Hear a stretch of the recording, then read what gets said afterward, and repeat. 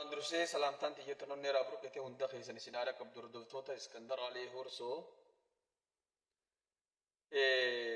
feesbuuka keenya filoora tolchaa tiktoka keenya filoora tolchaa yeroo hunda waan gaarii argattu waan gartee biyya keenya haala qabatamaa isa sirriidhaa dubbii dhugaadhaa azalatti kan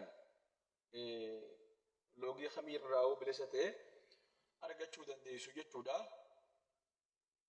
Har'a maaliif dubbachuu maaliin irraa dubbachuu dhufe seetan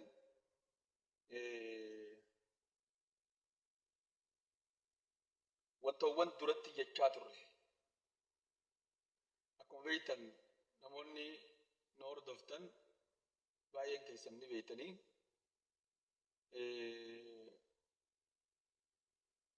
gaafa gartee TPLF fi ministeerri muummee Dr. Abiy Ahmed wal dhabanillee annama gabbee Oromoon yeroo tanatti TPLF hojii dhaabbattu diina Oromooti jee. Abiy akka injifatus waa hunda keessa akka ba'u taa'u isinii hime. Maalirra dhaabbadheeti Abiy ni injifataa TPLFs ni injifataa balaa gartee aggaammii gartee gara miidiyaatii fi gara baandotaatiin irratti aggaamamtu kana hunda ni injifataa yogguu jennu akkanumatti waan Abiy jaalannuuf waan Abiy nama gaarii ta'eef waan Abiy gartee injifachuu qaba jennee yaannuuf osoo hin ta'in dhugaa Oromoo kan qabatamaatii fi reyaalitii Itoophiyaa keessa jirtu gidduugala gooneeti. Dhugaan san maali? Dhugaan Oromoo qabatamaa san maali? Kabajamtoota hordoftoota uummanni Oromoodhaa waggaa baay'ee jechuudha. Akkuma beekamu gabrummaa jala ture siistama garaagaraatiin. Gaafa gabrummaa jala ture kana keessatti haala qabsoo isaa roga garaagaraatiin gaggeessaa injifatamaa dhufe. Bara gartee OPDOdhaa kana Oromoon lafarrattiif jaare diina keessatti sirna keessattiif jaare Oromiyaa irrattiif jaare sabni gaafa akkasitti sirna injifachuu dhabu san keessatti if jaare galanni kan warra OPDO hundeessee haa ta'u sabni san saba jabaa humna guddaa qabu guute abadan ni bula ni oola malee ni injifata. Kanaaf injifannoon akkasitti dhiyaatte. Okay, gara gartee erga injifannoon dhufte injifannoo san saba Oromoo harkaa baasuuf baandonni socho'utti TPLF uummanni Oromoo injifatee maqala galchee maqala rukutu jiru deebitee Oromoo bilisoomti warra jiru kana lakkii deebi'uu hin dandeessu abadan. Wanni nu jechisiise maali reyaalitiin dhugaadhaa? Dhugaa dubbachuudhaaf Oromoon gaafa qeeroo akkasii gayyaasu humni isaa agarsiisuudha. Osuma TPLF hin cabinuu jechuudha.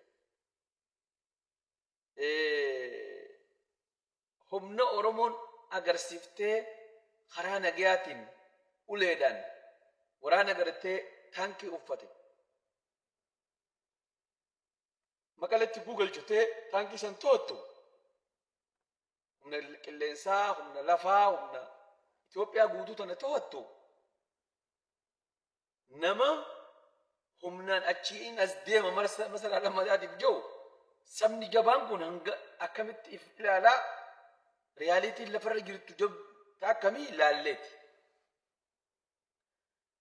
Oromoo bichaa osoo hin ta'in haala siistama qabsaa'onni yeroo san Abiy qabsaa'oo jiran itti deeman tokkummaa uummata Amaaraa kan gartee baandonni sirna nafxanyaan nurra deebisuu deema jechaa turan san haala isaan tokkummaa uummata Amaaraatii fi tokkummaa uummata Oromootii fi tokkummaa sabab sablammootaatti tiisaa turan hogguu laallu duumessa guddaa tokko kan injifatamuun irraa fagoodhaatitu mul'atee jechuu nama hayyuu sirriitti fageessee ilaaluuf. Kanaaf Tigireen dhuftee lamada Oromiyaa gubbara deebisu jirtu Abiyyiin injifata.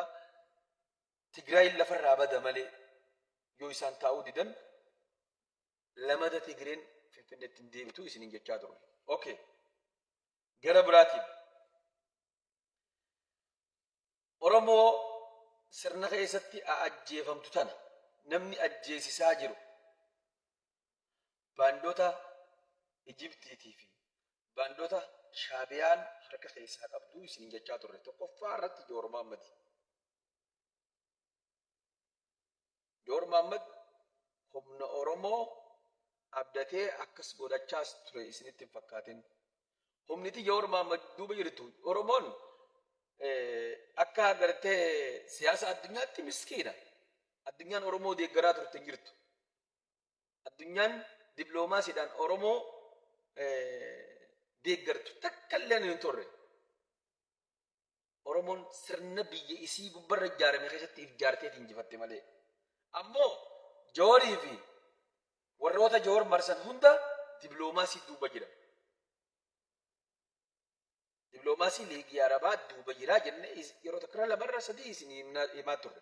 Liigii Arabaa duuboo Shaabiyaa duuba jira. Shaabiyaadhaa fi Wayyaaneenoo gubbaadhaan diina ifaan ifatti diina garuu keessaan fira jarri. Jarri lachuu Tigireedha. Akkamitti waggaa dheeraadhaaf istiraatejii waggaa dheeraatiif uummata Itoophiyaa gabroomsuu dandeenii fi Itoophiyaa bituu dandeenii fi Itoophiyaa gubbaratti sirna diinagdee jabaa namni jalaa bahuu hin dandeenye Itoophiyaa gubbaratti akka ijaaran kanarratti waliin wal ta'anii waliin hojjechaa turan. Asab walii mallatteessuun waan takka takka irratti wal falmuu dhabuun lafa kana keessa ture. Kanaaf diinonni baantonni kun yeroo adda addaatti maal godha warra maqaa Amaaraatiin deemu faannoo jee moggaasee maallaqaan deeggaree Oromoo akka Oromoo muran.